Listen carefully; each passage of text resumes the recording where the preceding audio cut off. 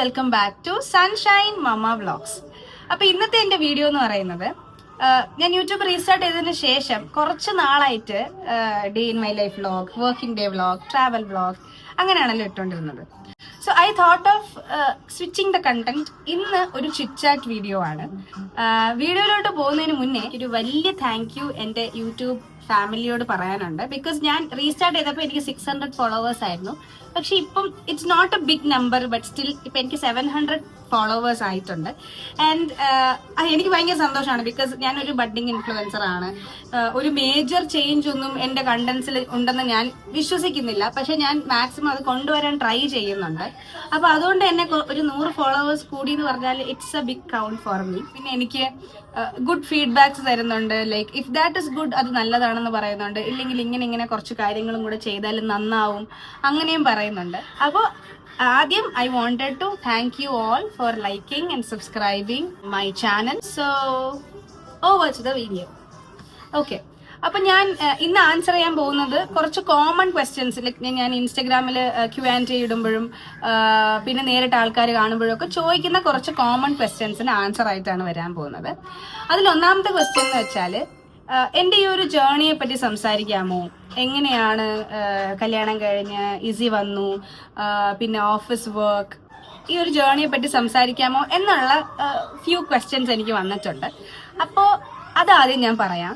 എൻ്റെ 20 years complete ആവാറായപ്പോഴാണ് എൻ്റെ കല്യാണം. അപ്പോൾ ആ സമയത്താണ് ഞാൻ എൻ്റെ ബിടെക് കഴിഞ്ഞത്. അപ്പം ഞാൻ എൻ്റെ വാപ്പാടത്ത് ചോദിച്ചിരുന്ന ഒരു കാര്യം, ദാറ്റ് എനിക്ക് എൻ്റെ കോഴ്സ് കഴിഞ്ഞിരിക്കണം, പിന്നെ എനിക്കൊരു ജോലി വേണം. ഈ 2 കാര്യങ്ങളാണ് എനിക്ക് ഏറ്റവും കൂടുതൽ വേണം എന്നുണ്ടായിരുന്നത്. If I am getting married, I was from a very orthodox Muslim family. അതുകൊണ്ട് തന്നെ 18 വയസ്സ് കഴിഞ്ഞപ്പോൾ തന്നെ എനിക്ക് കല്യാണത്തിനുള്ള പ്രഷർ വന്നു തുടങ്ങിയായിരുന്നു. പക്ഷെ അത് ഞാൻ സംഭവം നീട്ടി 20 വയസ്സ് വരെ കൊണ്ട് എത്തിച്ചു. എൻ്റെ എൻഗേജ്മെന്റ് കഴിഞ്ഞത് എൻ്റെ 3rd ഇയറിലാണ്. എനിക്കൊന്ന് എൻ്റെ ഉറപ്പിക്കൽ കഴിഞ്ഞത് 3rd ഇയറിലായിരുന്നു എൻ്റെ ഉറപ്പിക്കൽ എന്നാണ്, if I am right. 3rd ഇയറിൽ തന്നെയായിരുന്നു എൻ്റെ എൻഗേജ്മെന്റ്. അത് കഴിഞ്ഞ് 1 വർഷം കഴിഞ്ഞിട്ടായിരുന്നു എൻ്റെ കല്യാണം. ബിക്കോസ് ഞാൻ ആവശ്യപ്പെട്ടിരുന്നു ദാറ്റ് എനിക്ക് പഠിച്ച് കഴിയണം, ഒരു ജോലി വേണം.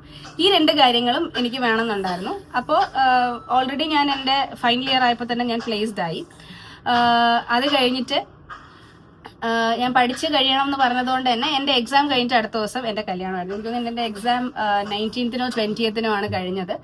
21st-ന് എൻ്റെ ഹൽദി, 22nd എൻ്റെ mehndi, and 23rd was my wedding. വളരെ ചെറിയ പ്രായത്തിലായിരുന്നു എൻ്റെ കല്യാണം. എനിക്ക് 20 വയസ്സ് ആയപ്പോഴായിരുന്നു എൻ്റെ കല്യാണം. 21 വയസ്സായപ്പോൾ ഈസിയും വന്നു. അപ്പം എനിക്കൊന്നും അറിയില്ലായിരുന്നു how to run a family alone. ഒന്നും എനിക്ക് അറിയില്ലായിരുന്നു. പക്ഷേ ഓവർ ദ പീരീഡ് ഓഫ് ഒരു വർഷം ഈസി വന്നപ്പോൾ, ഇതൊന്നും ഒരിടത്തൊന്നും പഠിക്കുന്നതല്ല. മേ ബി അങ്ങനെ ഒരു സിറ്റുവേഷൻ നമുക്ക് വരുമ്പോൾ നമ്മൾ ഗ്രാജുവലി ആ ഫ്ലോയിലൊത്തു പോവുകയാണ്. പിന്നെ എന്ത് നമ്മൾ ചെയ്താലും അതിൽ നമുക്കൊരു കമ്മിറ്റ്മെന്റ്, പിന്നെ അത് നമുക്ക് പ്രോപ്പറായിട്ട് ചെയ്യണം എന്നുള്ള ഒരു ഐഡിയോളജി എപ്പോഴും നമ്മുടെ തലയിൽ വേണം. അതിപ്പോൾ നമ്മൾ ചെയ്യുന്ന ഒരു വർക്കിലായിക്കോട്ടെ, വീട്ടുജോലിയിലായിക്കോട്ടെ, ഒരു റിലേഷൻഷിപ്പിലായിക്കോട്ടെ, എന്ത് നമ്മൾ ചെയ്താലും അതിൽ നമ്മൾക്ക് സാറ്റിസ്ഫൈ ആകുന്ന രീതിയിൽ ഒരു കമ്മിറ്റ്മെന്റ് നമ്മൾ കൊടുക്കുക എന്നുള്ളത്. I'm not saying that നമ്മൾ 100% ഇടണം. ബിക്കോസ് ഒരുപാട് ഫാക്ടേഴ്സ് ഉണ്ട് 100% വരുന്നതിൽ.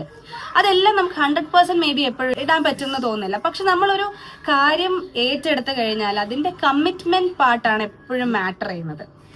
നമ്മൾ പ്രോപ്പർലി ഒരു കാര്യത്തിൽ കമ്മിറ്റഡ് ആണെന്നുണ്ടെങ്കിൽ അതിൽ വരുന്ന ഒരു റിസൾട്ട് എപ്പോഴും ഒരു നല്ലൊരു പോസിറ്റീവ്, നമുക്കൊരു ഹാപ്പിനെസ് തരുന്ന റിസൾട്ട് തന്നെ ആയിരിക്കും എന്നാണ് ഞാൻ വിശ്വസിക്കുന്നത്.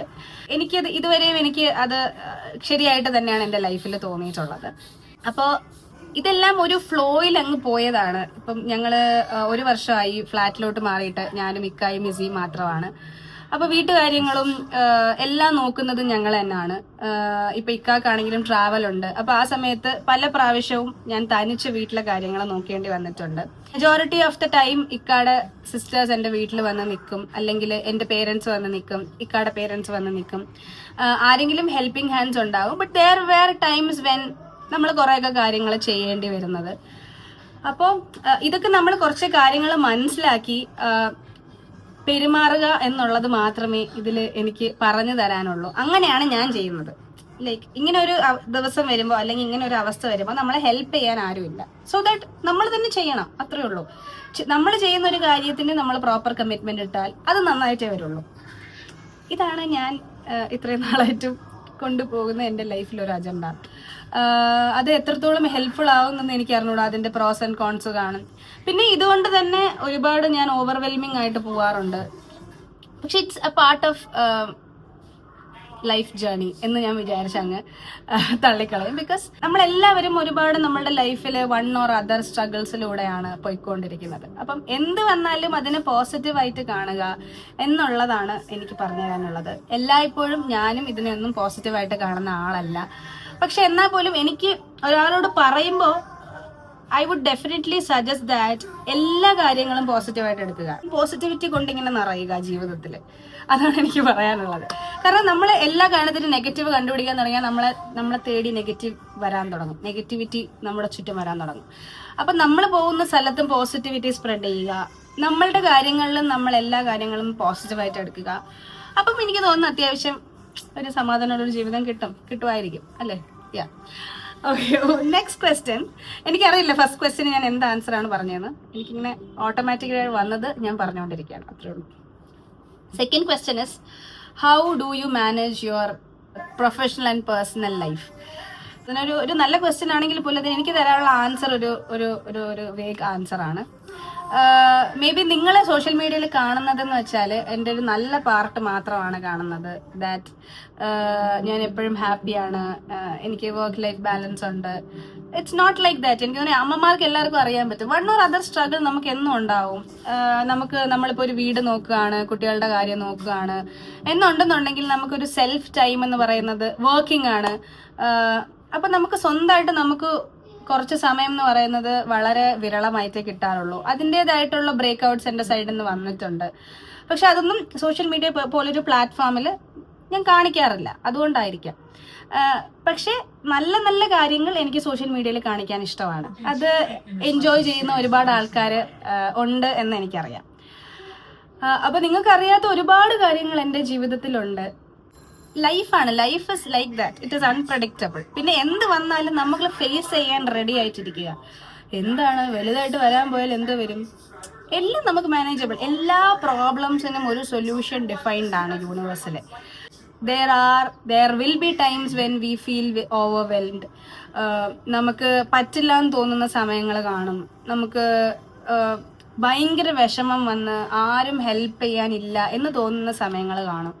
ഈ സമയങ്ങളിലൊക്കെ അതിനെല്ലാം പോസിറ്റീവായിട്ട് തോന്നിട്ട് വേണ്ട, എന്നെ ആരും ഹെൽപ്പ് ചെയ്യാൻ വേണ്ട, എനിക്കറിയാം എന്നെ നോക്കാൻ.